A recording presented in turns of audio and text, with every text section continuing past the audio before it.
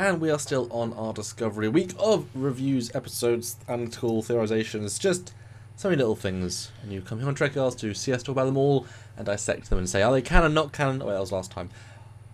We talk about this stuff. San Diego Comic-Con, new trailer, new things, and a tidbit that you saw might have flown past you. Yep. Today we are looking at the Shenzhou Shuttle. Because if we see a shuttle, it launches, it's different, and this is another representation of the era. Last trailer we were able to look at, the corridors and all these different things that were like, well, this is this era. This is, does it fit into continuity? Does it fit into what we think of this era? Yes, no, maybe. This is another piece of that puzzle. So Stuart, and did the original, then a brightened up version for much more clarity. First of all, did you notice this? And what do you think of the design? I did not notice this internal shot. I did notice the shuttle launching, Yes. which we'll talk about in a second, but I did not notice this internal shot at all, or register that it was a shuttle. But yes, it's clearly a shuttle. You can see the instrument cluster at the front there, and it's very similar almost to the nav console on the Constitution class. You got the big astrogator in the middle, which I like. So yeah, I love that you caught this and included this here because it's pretty fantastic. And again, there's deltas everywhere. There's deltas on the back of the seats. They love their deltas. Oh my goodness, why? It's like we know. Anyway, yes, shuttle. I also think, so okay, first thing I thought when I saw this is, wow, it's a puddle jumper from Stargate. I mean, it's ludicrously similar. Ludicrously. Somewhat annoyingly, actually. Although I will say, the right-hand corner, we have someone in tactical uniform, but it's Our Lady from Battlestar Galactica / Star Trek Continues. Holding a Mako rifle / Federation rifle. And a little thing on each of the chairs on the headrest, they say it says emergency life support. So I guess each chair has a life thing on it. It's an ejection seat as well or something. Well, actually, yeah, are those hatches above each chair? Yep. Because they're... Ooh. I wonder if it's like, in case of emergency, an air mask will drop from the ceiling. Please put yours on before helping your child with theirs. That's interesting. Yeah. Do you think that should eject, though? It seems kind of sketchy with those chairs, but I mean... That's interesting. I have no idea. That'd be kind of cool though if each one could, as it slid up, it like gets encased in an expandable thing. Which, yeah. If they've each got a forceful generator for like designed to last for 1 minute or something, low atmosphere, it's gonna crash. Okay, we know the survivable rate is better if we, it's an escape pod within an escape pod in essence. Although the fact that the forward four are turned on, it looks like those, in an airplane, ding.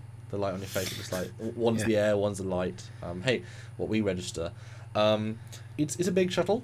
It does still feel like TOS a bit, just with the chairs in a more militaristic, this way around rather than this way around. So I give them kudos for it's actually better than it. It's not like the JJ ones which have that big heart, the big with the plastic wrapper from a factory. Meat curtain. Just awful decisions. I know it's a cool shot. No, go away. But why are they flying a pole jumper? I'm so confused by this. It's a personnel transport. It's not a shuttle per se. I don't know. It's I'm sure it has different kinds of shuttle configurations and things. So I don't know. I think it's just. Yeah. I think it's personnel transport. That's Okay. what I think. I don't think it's a shuttle per se. Yeah, I absolutely buy that. And I like the fact there's actual buttons as well. It's all basically just big touch screens, but you also got some buttons, some dials. That's more retro. That's more how I would have done it. Big bulky shapes with buttons, with could you see this as being a natural evolution of the NX-01 shuttle pod? Yeah, absolutely. I could just scaled up, and otherwise the instrument cluster at the front's very similar. Which is, I think, a lot of what they're going for, using that continuity, because again, audiences know that, they link to that, and technology improved so much between the 60s and the 2000s, but that is the step we've seen next. Because the next picture, though, I just did a lit up version, it looks as if you see the front window, which windows are fine on shuttles, that's fine, but it looks as if there are actually two secondary windows, like two slices of window on either side of this lady. Difficult to see. I apologise to you, I didn't lighten up your version, but it looks as if there's like almost wraparound window, but with like bulkheads, which is interesting. I think it'd be cool to see. And again, tactical gear. you know, maybe the next level of the Mako. But Stuart, you recognise the back of the ship, and I picked a frame that was most in focus.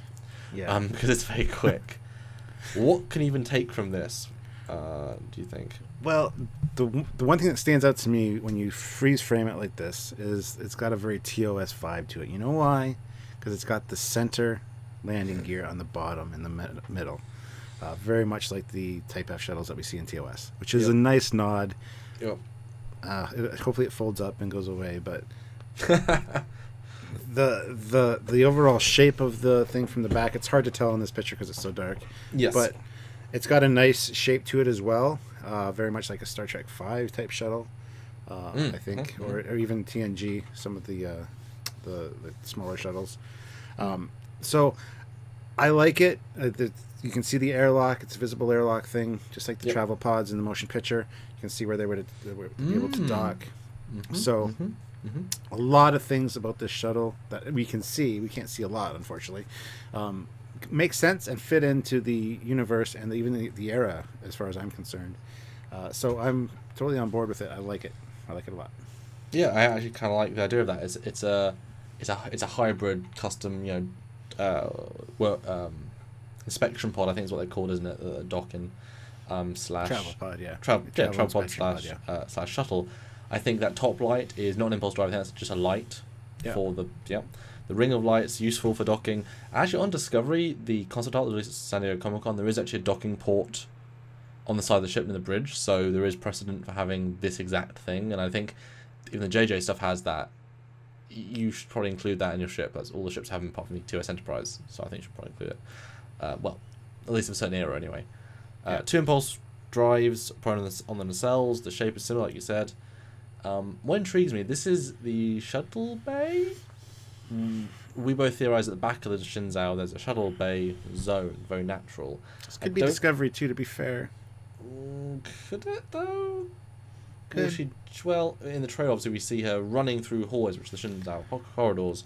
Everything's dark, and then she jumps down onto this, and then she leaves. I mean, editing is editing; it's difficult to see. Do you think this is Discovery then? Do you think this is a TOS era shuttle bay? I'm not saying it is Discovery. I'm just saying it could be. Even her running through the corridors, we don't know for sure that Shinzao. That's true.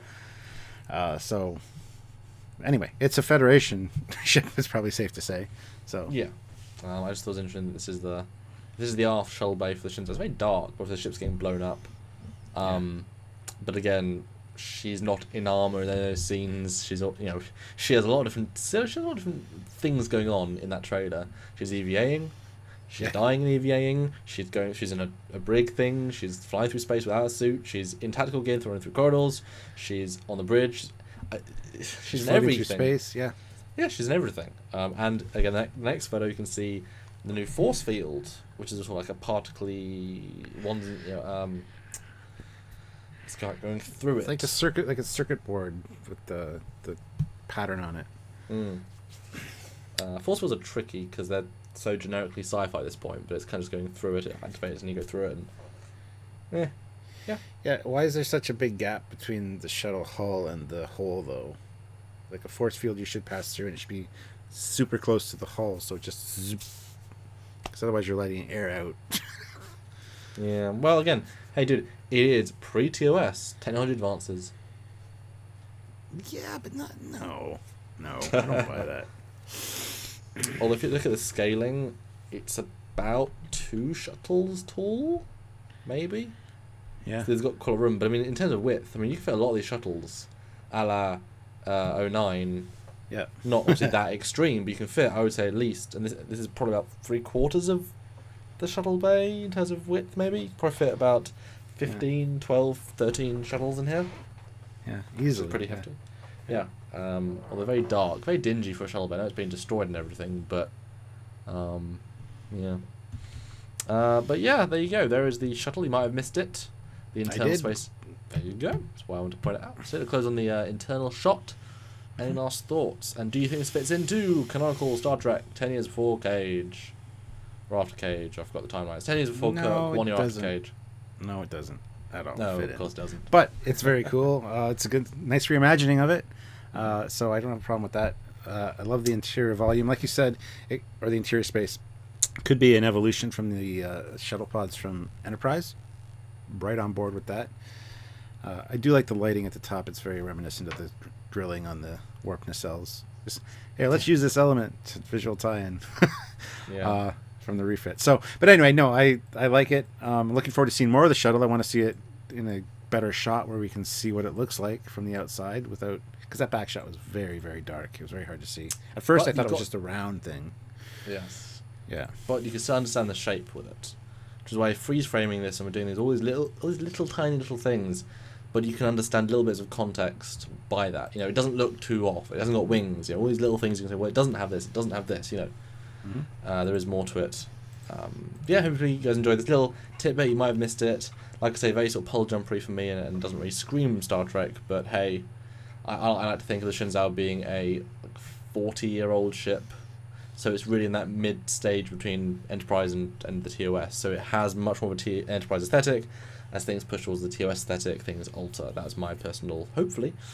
There's like evolutions of the Mako. And hey, that rifle certainly speaks to that. We'll talk to that on another episode. So until next time, guys, I am Commander Cookins. And I'm Captain Foley. And we'll see you next time.